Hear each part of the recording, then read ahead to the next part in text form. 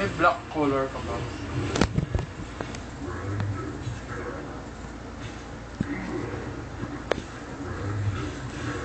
Nilagay ko sa YouTube.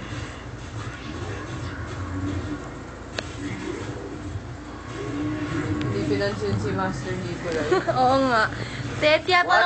Tiyatanong ni Nicolay kung meron ka pa daw ba dyang black paint. Wala na. Sigurado ka? Yes. Color pencil. O, color pencil daw. Oo naman. Snap. Oo nga, ini-snub tayo eh. Wala. Ay, pastel.